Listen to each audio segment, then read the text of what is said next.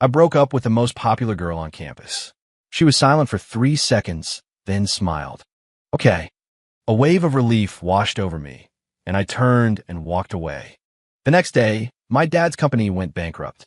My mom's jewelry boutique was bought out in a hostile takeover. A fleet of black Rolls-Royces was parked in front of our family's Greenwich mansion. Isabella Vance stepped out of the lead car, flanked by a team of bodyguards in black suits. She tilted my chin up with her fingers, her voice a velvety, chilling whisper. Your parents have already consented to our marriage. The dowry was a lifetime of financial security for them. She leaned in closer. So, do you still want to break up with me, my destitute fiancé? 1. My parents stood at the entrance of our home, looking as if they'd aged a decade overnight. Their eyes were filled with despair and a silent, desperate plea directed at me. Isabella's hand rested lightly on my shoulder, but its weight was absolute, leaving no room for argument. Let's go, Cole. We're going home. I was escorted into the car by 2 bodyguards, one on each side. The moment the locks clicked shut, the shock wore off and I lunged for the door handle. It wouldn't budge.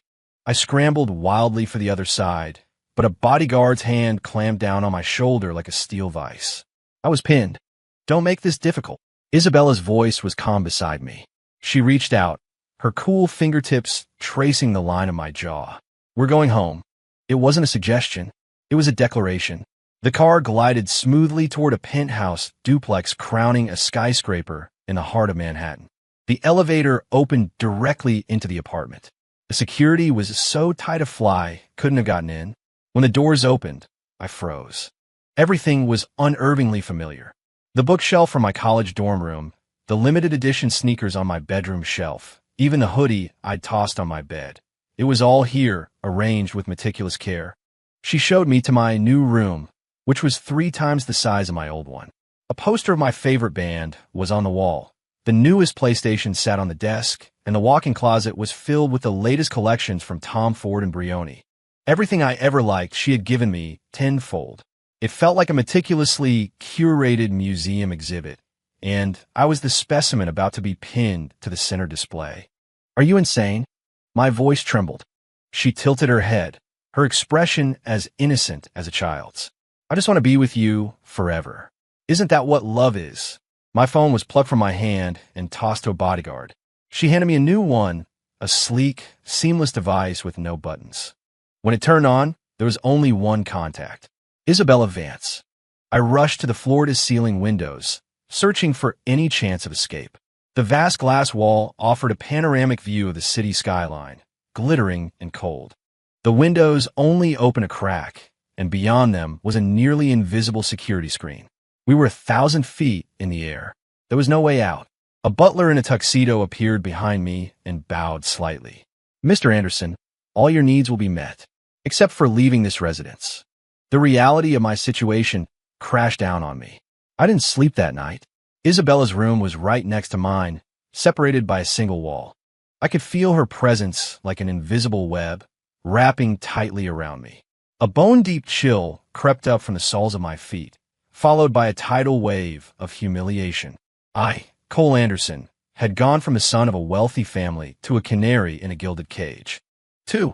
Fighting back directly was pointless, so I started faking compliance. I ate every meal. I barely spoke.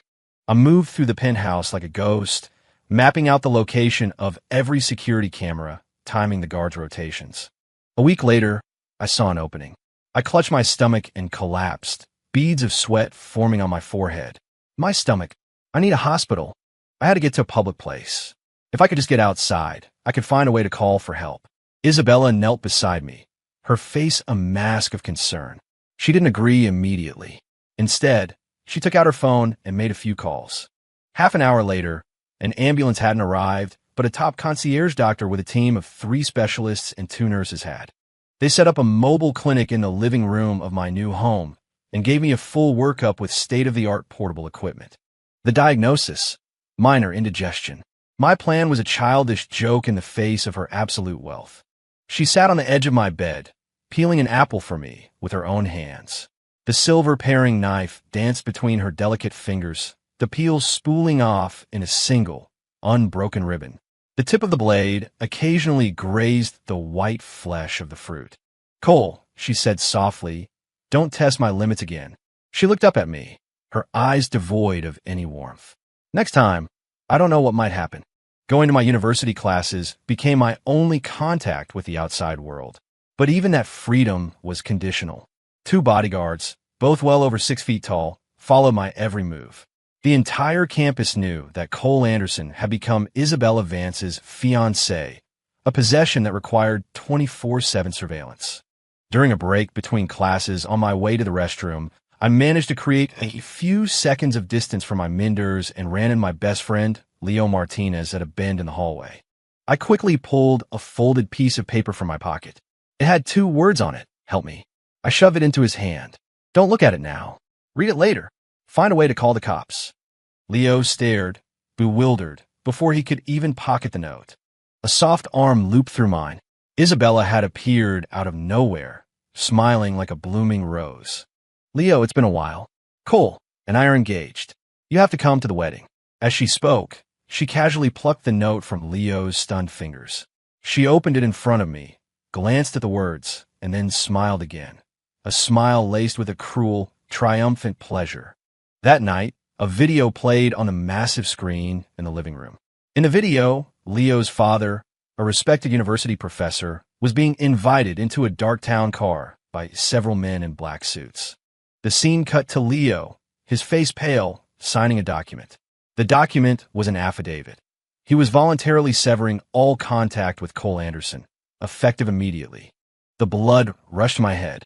I violently flipped the dining table. Plates and glasses shattered across the floor. "Isabella." It was the first time I had ever screamed at her. My voice was hoarse with fury. She didn't get angry. She didn't even look surprised. She slowly rose and walked toward me, a twisted, deeply satisfied smile spreading across her face. "You see," she whispered, as if sharing a secret, "the only way for you and the people you care about to be truly safe is to stay with me." My rage was extinguished by a flood of ice water, leaving nothing behind but absolute despair. 3. I finally broke. Fighting her only hurt the people I cared about. I began to truly act the part, becoming a quiet, obedient shadow. Whatever she wanted, I did. If she told me to smile, I smiled. My compliance seemed to please her, and her surveillance visibly relaxed. At least I could now move freely within the confines of the massive penthouse. One day, while tidying the library, I noticed an unnatural seam in the wallpaper behind a row of bookshelves. My heart hammered in my chest. I waited until Isabella left for a charity gala, then used a butter knife to carefully pry the panel open. Behind it was a room that made my blood run cold. The walls were plastered with photos of me. Thousands of them. Me, shooting a basketball in middle school. Me, from behind, accepting my diploma at high school graduation. Me, sleeping in the university library, my head resting on a book. Countless moments from countless angles, nearly all of them taken without my knowledge. Glass display cases held a bizarre collection of my relics. A water bottle I drank from in 8th grade. An eraser I'd worn down and thrown away in 10th grade, which she had apparently retrieved. There was even a tattered old basketball jersey that had been ripped during a game. My mom had thrown it out years ago, now folded perfectly on a velvet pedestal. This was her shrine, and I was the god she worshipped. In the center of the room sat a delicate silver frame. Inside, pressed neatly, was a faded, well-worn handkerchief. I recognized it. In 7th grade, Isabella had just transferred to my school after some family trouble. She was always alone. I saw her crying once in the hallway, and on a whim, I gave her my handkerchief. I had forgotten about it completely. But for her, that one small, random act of kindness was the beginning of an entire religion. I understood then that her obsession wasn't just a phase. It was a sickness that had taken root in her very soul. A chill shot through me. As I turned to leave, a shadow fell over the doorway. Isabella was back early. She stood there, watching me. She was still in her evening gown, her makeup flawless, but nothing could hide the madness in her eyes. She saw my terrified face and didn't look surprised at all. She walked slowly into the room, picked up the silver frame, and pressed the handkerchief to her face, inhaling its scent as if it were a drug. "You see?" I knew you were mine, even back then. Her voice was soft, but it coiled around my heart like a venomous snake. She wrapped her arms around me from behind, her warm breath on my ear. Now you've finally seen all of my love, she whispered, her voice filled with a kind of sacrificial fervor. Are you happy? In that moment, my fear reached its absolute peak. 4. I thought I would die in that beautiful prison, but an unexpected visitor shattered the suffocating stillness. Carter Sterling, the man Isabella's family had arranged for her to marry, the heir to another corporate empire. He showed up one weekend afternoon. When he saw me in sweatpants and a t-shirt, his eyes filled with undisguised contempt. Is this the lapdog you keep in your cage? He sneered at Isabella. Shut up. Isabella reacted like a cornered animal, instantly placing herself between us. She defended me furiously, and the two of them erupted into a vicious argument. I kept my head down, feigning fear, but my ears were straining to catch every word. For the first time, I realized Isabella's power within her family was not absolute. Her grandfather, the patriarch of the Vance dynasty, was vehemently opposed to our relationship. Carter's presence was a stone thrown into stagnant water. It forced Isabella to divide her attention, to deal with family pressure and fend him off. The suffocating bubble of her control finally showed crack. Carter clearly saw me as an obstacle and a rival. To humiliate me, he accidentally spilled a glass of red wine on my white shirt. Sorry about that. Slipped, he said, looking down his nose at me. I assume clothes for the help aren't too expensive? I said nothing, quietly dabbing at the stain with a napkin. Just as he turned away, smugly assuming I was nothing more than a spineless plaything, I looked up, and I mouthed 2 words to him. Help me. Carter froze mid-stride. He turned back, the disdain on his face replaced by a calculating, predatory smile. He understood. A few days later, Isabella, determined to prove my worth to her family, forced me into a suit and dragged me to a high-profile business gala. As expected, Carter made his move. In front of a crowd of industry titans, he brought up a highly complex overseas investment fund, one riddled with legal and financial traps. He directed the question to me. Mr. Anderson, what's your expert take on this project? Enlighten us. All eyes turned to me, waiting for the inevitable humiliation. Isabella's face tensed. I held my wine glass, silent for a long moment. Then I spoke. I didn't bother with the convoluted terms of the fund. Instead, I went straight for the jugular, the questionable capital backing of its organizers. It was a case study my dad had talked about with me in his study back before our world fell apart.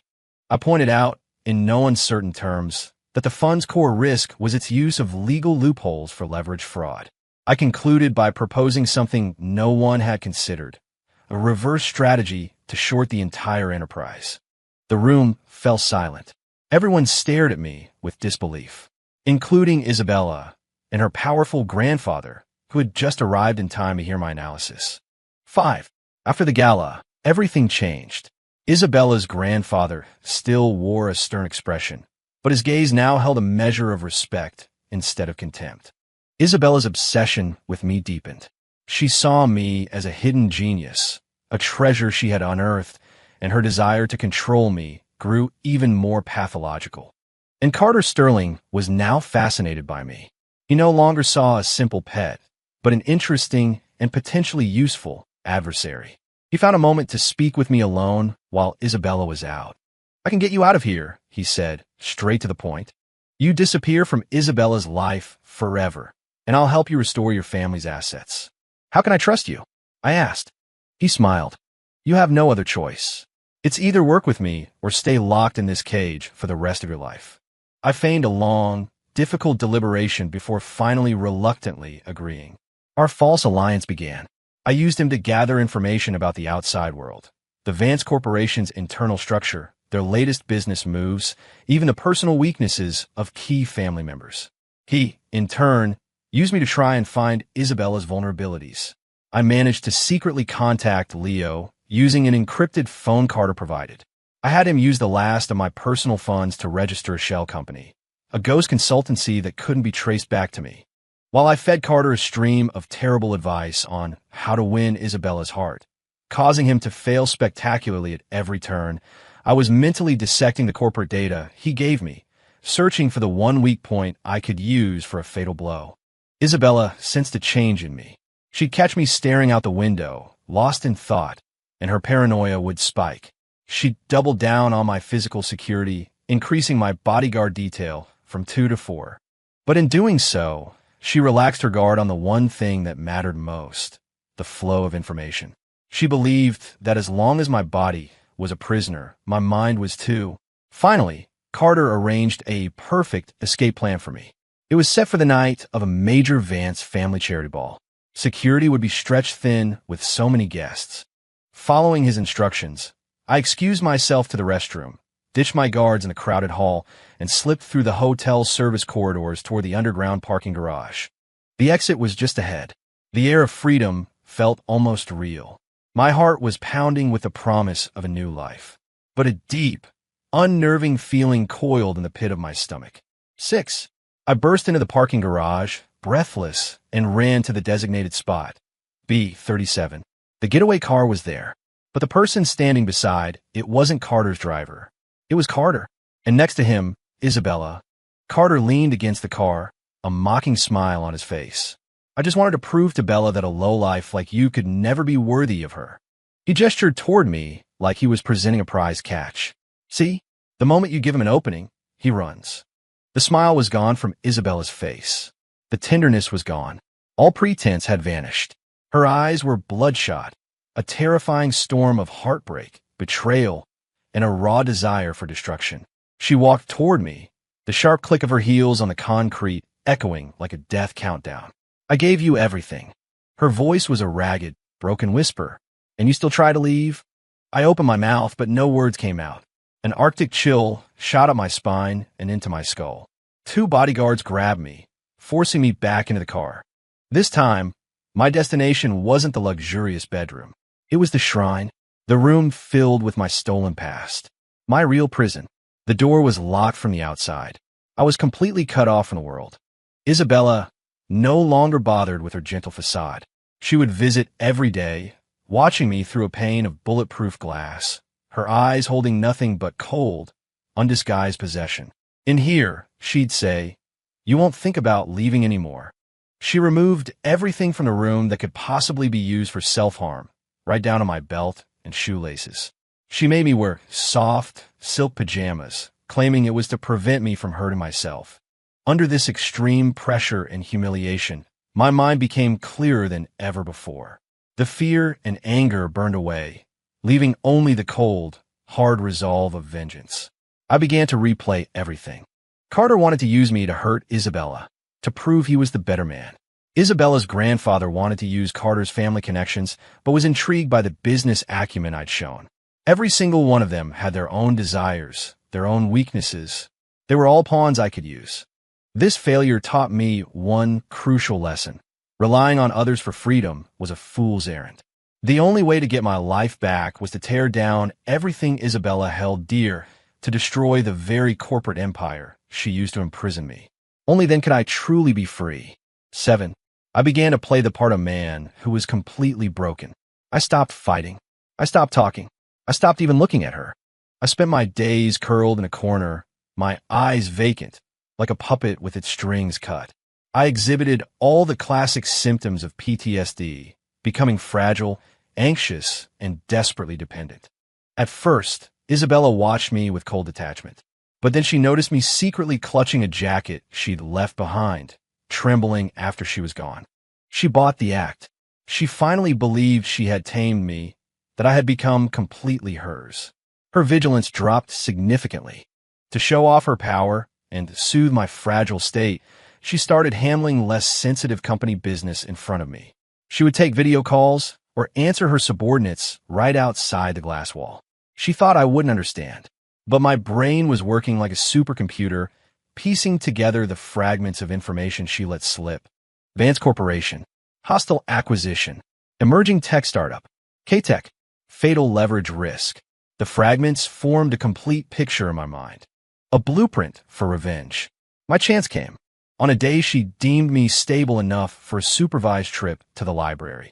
I seized a 3-minute window. I opened her laptop and accessed an encrypted journal program I had once, in another lifetime, helped her set up. As fast as my fingers could move, I sent an encrypted email to Leo's secret account. It contained two instructions. First, have our ghost consultancy immediately and anonymously publish a detailed market analysis report. The title, Warning, the Hidden Bubble and Collapse Risk in Vance Corporation's Leveraged Acquisition of K-Tech. Second, take the details I'd overheard about K-Tech's undisclosed software vulnerabilities and anonymously package them for Vance Corp's biggest rival, Apex Dynamics. I erased every trace. When Isabella returned, she found me absorbed in a coffee table book. I offered her my first smile since my imprisonment, timid and reliant.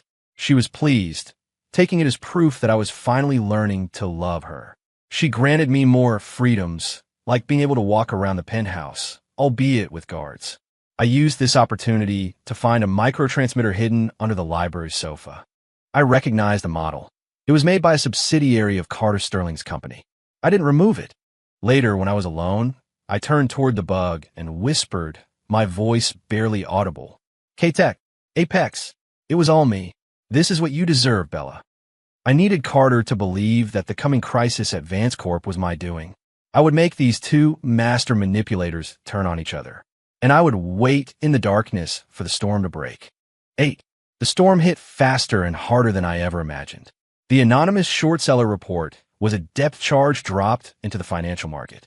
Its analysis was precise, its data undeniable, and it exposed the dangerously high-risk financial leverage Vance Corp was using for the acquisition. Panic spread. Vance Corp's stock plummeted, losing nearly $10 billion in market value in 3 days. Simultaneously, Apex Dynamics used the K-Tech vulnerability report I'd provided to launch a surgical strike against the acquisition. They announced a superior, upgraded version of the same technology and offered K-Tech a much better partnership deal. Vance Corp was trapped. If they proceeded with the acquisition, they'd be buying a devalued, possibly defective company. If they pulled out, the massive initial investment and the interest on the leveraged funds would create a catastrophic financial black hole. The Vance family was in chaos. At an emergency board meeting, Carter Sterling played a recording for everyone to hear. It was my confession to his hidden microphone. It was all me. This is what you deserve, Bella. The words echoed in the silent room. Carter pointed at Isabella, his voice ringing with accusation, condemning her for letting the fox into the henhouse, for allowing a kept man to leak corporate secrets and bring ruin upon the family. Isabella had no defense. She stormed back to the penthouse, losing her composure in front of me for the first time. She grabbed the front of my shirt, her eyes bloodshot with a mix of agony and rage. Was it you? Tell me, was it you? I maintained my role as the innocent, terrified victim. I trembled in her grip, unable to speak, shaking my head as tears welled in my eyes. My blank fear and confusion planted a seed of doubt in her mind. She couldn't believe that the fragile, glass-like man she held captive could possibly engineer such a disaster. She chose to believe it was a conspiracy orchestrated by Carter to destroy her. She began a frenzied investigation into Carter, completely ignoring the real threat circling her company.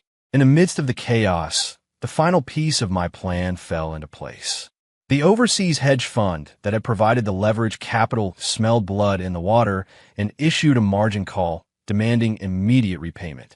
Vance Corporation's entire line of credit vanished overnight. Following my third instruction, Leo leaked this critical news through our ghost consultancy to a notoriously aggressive Wall Street vulture fund. The war for the soul of the Vance empire had officially begun. 9. Vance Corporation was facing the greatest crisis in its history. A stock market crash, a frozen credit line, banks calling in loans, a rival's ambush, and a hostile takeover. The empire was about to fall. Isabella's grandfather, a man who had dominated the business world for 50 years, went gray overnight. Carter Sterling wasn't over his head. He had only meant to sting Isabella, not attract a shark big enough to sink the whole ship. They were out of their depth with no way out. At that critical moment, I made my move. I found the young maid I had helped months earlier. During my initial captivity, I had given her my entire month's allowance so her sick mother could have surgery.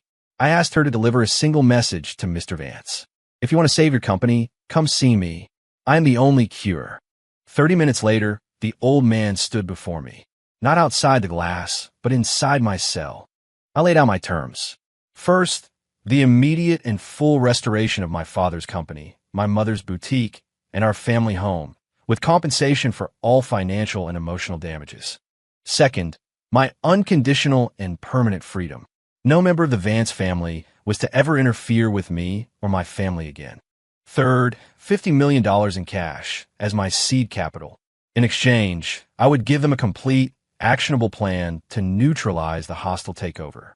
Mr. Vance stared at me, his weary eyes cycling through shock, disbelief, and finally, the resignation of a man with no other cards to play. He agreed to all my conditions. The next day, for the first time, I sat at the Vance Corporation's boardroom table as an equal. Mr. Vance was at the head. Across from me sat Carter Sterling, his expression a mixture of awe and humiliation. I calmly laid out my strategy. The core of the plan was to play dead. We would proactively file for Chapter 11 bankruptcy protection, creating a panic that would drive the stock price into the ground. Then, using Carter's family as a front, we would make a fake takeover bid. The offer would be slightly higher than the vulture funds, but would come with impossibly strict exclusivity clauses. This would make the fund believe a more powerful rival had entered the game. After weighing their options, they would likely cash out their profits and retreat. Once they were gone, we would use a pre-established shell company to buy back all of Vance Corp stock at rock-bottom prices. It was a complex, high-stakes gambit, but it was their only way out. Carter looked at me, his initial contempt having morphed into a stunned, almost fearful respect. He finally realized that the canary he'd mocked was the one playing the entire game. Isabella was barred from the meeting. She stood outside the heavy, carved wooden doors, peering through the crack. She watched the boy she had caged, now calmly dictating the fate of her entire family. Her expression shifted from disbelief to confusion, and then to a final, crushing despair. She finally understood. The empire she had used to imprison me, the gilded cage she so proudly constructed, had just been picked apart, piece by piece, by the very bird she had trapped inside. 10. The plan worked flawlessly. After the whirlwind of bankruptcy and restructuring, Vance Corporation was wounded but alive. My father's company, my mother's boutique, and our familiar Greenwich home were all returned to us. The Vances also paid a substantial compensation package, far exceeding our actual losses. A check for $50 million was deposited into my new bank account. I was free. The first thing I did was meet Leo. I didn't say much. I just pulled him into a hug. "I'm sorry, Mom. It's good to have you back." He punched my shoulder, his eyes red. The second thing I did was go home. The moment I pushed open the door and saw the tears of joy on my parents' faces, I felt like I was breathing again. I walked across the campus of my university, the afternoon sun feeling sharp and new. Nothing had changed, yet everything was different. The way other students looked at me was no longer familiar and friendly. It was a mixture of awe, curiosity, and a strange new distance. I could hear their whispers, the mythologizing of my story. The guy who dumped the campus queen was ruined by her, and then rose from the ashes to bring a corporate dynasty to its knees. My life was back on track, but I knew, with absolute certainty, that some part of me was gone forever. I didn't feel the triumphant joy of revenge I had expected. All I felt was a vast, hollow exhaustion. I had won the war, but the price was the simple, happy-go-lucky kid I used to be. 11. A week later, I saw Isabella again at a coffee shop near campus. She came alone, no bodyguards, no assistant. She had lost weight and was wearing a simple white dress instead of her usual designer power suits. Stripped of her intimidating aura, she just looked like a normal, beautiful, and profoundly sad young woman. She sat across from me, silent for a long time. "When did it start?" she finally asked, her voice hoarse. "The day you destroyed my family and took me home like a pet," I answered calmly. A bitter smile twisted her lips. "I was just so scared of losing you." "That's not love, Isabella. That's possession." I looked at her, not with anger, but with a strange sense of pity. "You weren't in love with me. You were in love with the idea of owning me. Her eyes instantly filled with tears.